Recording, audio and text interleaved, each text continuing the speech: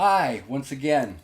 Okay, we talked about this, the piano, and one of the cool things about it is that if you have access to a piano, uh, the lowest note is an A, and it goes. These are the white notes: A B C D E F G, A B C D E F G, A B C D E F G, all the way up A B C, and those are all the white notes on the piano. You now know all the white notes on the piano. And as you look at them, as you start working with this, this is a basis. What ends up happening is that you start to become familiar with what note is what name.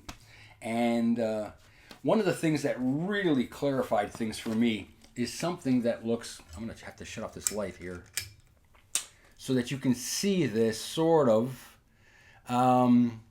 Basically, what you have here is it starts out with a low A and it goes all the way up to the C. And these little lines here are called ledger lines. You have the treble clef and you have the bass clef. So you have 5 lines, and then, I want to tell you one more thing about this. You see this middle C here. Now, there are only 3 notes that are in between the bass clef and the treble clef. This is a D, and this is a C, and this is a B. If there are ledger lines below the treble clef, then if it's like 3 ledger lines, you're playing in the bass clef. And that really isn't clear because you just have the treble clef and 3 notes beneath it, or 3 ledger lines beneath it. So with this is all, if you can see this is all the notes that there are. And once I knew that, okay, it doesn't go on infinitely, it helped me a lot, immeasurably, to be able to have an understanding of what the notes were on the piano.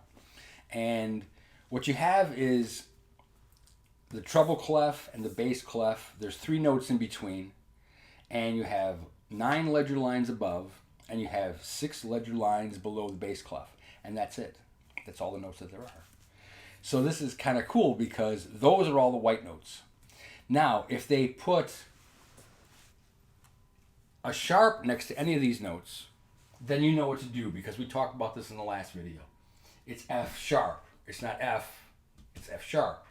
Right, this is the one that you're playing. On the guitar, it's the same sort of thing. You wouldn't play the F, you'd play the one above it, which is F sharp. Okay, because it's a half step higher. Okay, so you have G or G sharp, A or A sharp, if there's a sharp next to it. Now, if there's a flat next to it, then you have to decrease. You have to slide down a bit. It's A flat, all right, because the pitch is decreasing. G flat. Okay, so these notes have 2 different names, and on the guitar, again, it's F sharp, or if there's a flat next to the note, then it's G flat. Once I had that, then everything became much clearer. I was able to understand music it wasn't confusing, it wasn't intimidating to me.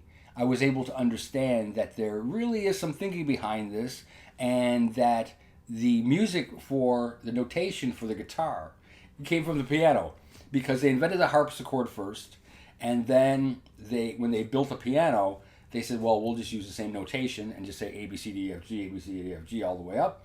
And you have sharps and flats and all this kind of thing. And then they took all of that notation, and it applies to every instrument of the orchestra.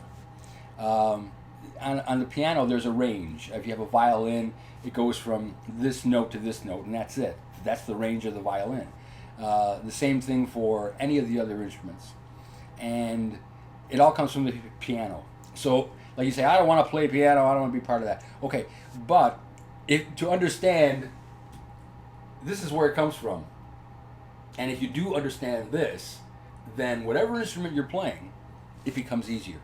You're able to understand it a lot easier, and you understand why you play the F sharp when there's a sharp next to it. And it's coming from the piano. And if you're playing the French horn or whatever it happens to be, this is where it's coming from. And once you understand that, then the mystery of it goes away. Okay? Excellent. Take good care. Thank you. Bye.